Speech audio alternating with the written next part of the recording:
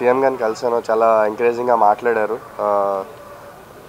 చాలా మంచి సపోర్ట్ చేస్తున్నారు స్పోర్ట్స్ ప్లేయర్స్కి. ఇట్లనే ఆంధ్ర నుంచి ఇంకా చాలామంది ప్లేయర్స్ రావాలని కోరుకుంటున్నాం. ఆయన కూడా చాలా మంచిగా మాట్లాడారు ఆంధ్ర క్రికెట్ అసోసియేషన్ గురించి.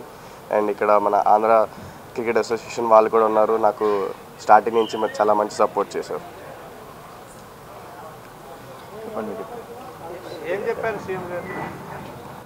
సీఎం గారు కంగ్రాచులేట్ చేశారండి. ఫస్ట్ ఆఫ్ ఆల్ బాగా ఆడినందుకు కంగ్రాచులేట్ చేశారు. ఇంకా ఫ్యూచర్లో ఇలానే బాగా ఆడాలి, ఇంకా మన స్టేట్ నుంచి మంచి ప్లేయర్స్ రావాలని ఒక స్ఫూర్తితో చెప్పారు.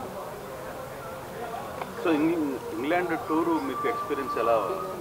ఆస్ట్రేలియా టూర్ ఎలా ఉంది?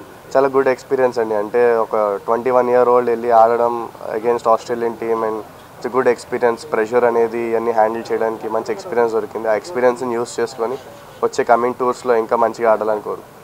టఫ్ టైంలో సెంచరీ చేశారు కానీ మ్యాచ్ని రక్షించలేకపోయారు.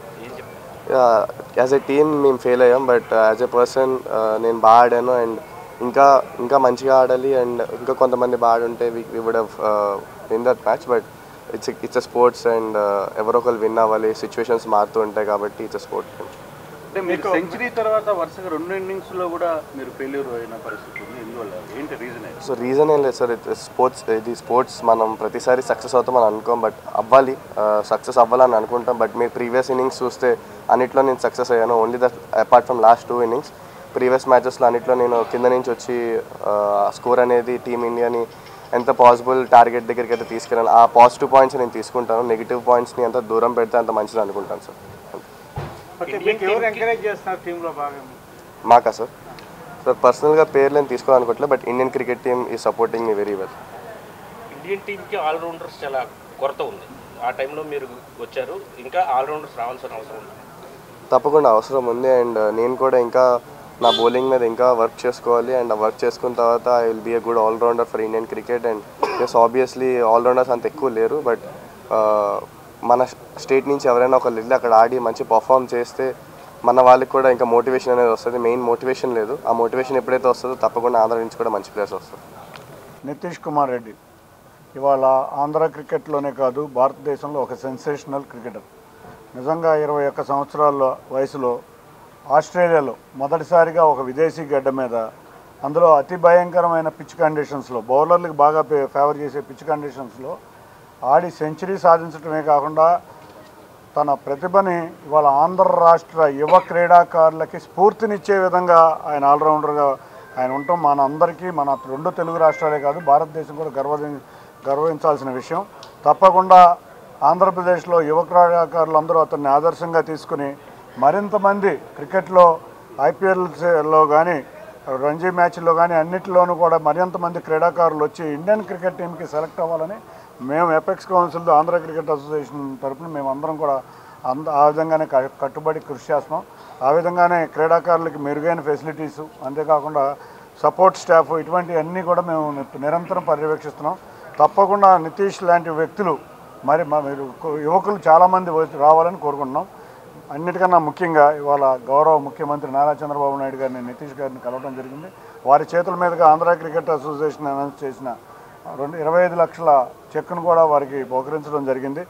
నేను కానీ, సానా సతీష్ గారు కానీ, ప్రశాంత్ కానీ, విష్ణు కానీ, శ్రీనివాస్ కానీ అందరం కూడా ఇవాళ, అంతేకాకుండా వారి తండ్రి గారు కూడా వచ్చారు. వారి తండ్రి గారు కూడా మంచి, ఎందుకంటే ఆయన్ని చూసాం మొన్న టీవీల్లో, ఆయన సెంచరీ చేసిన రోజు ఆనందంలో దుఃఖం కూడా ఆపుకోలేకపోయారు. ఎందుకంటే 11 సంవత్సరాల క్రితం జాబు వదిలేసి ఓన్లీ కొడుకు యొక్క కెరీర్ గురించి కష్టపడ్డ వ్యక్తి. ఇటువంటి తల్లిదండ్రులు, ఇందాక చంద్రబాబు నాయుడు గారు కూడా ఒకటే చెప్పారు, that is the beauty of Indian parent అని. ఎందుకంటే తన జీవితాన్ని అయినా వదిలేసుకుంటారు, తన కొడుకు జీవితం బాగుండాలని చేసేవారు.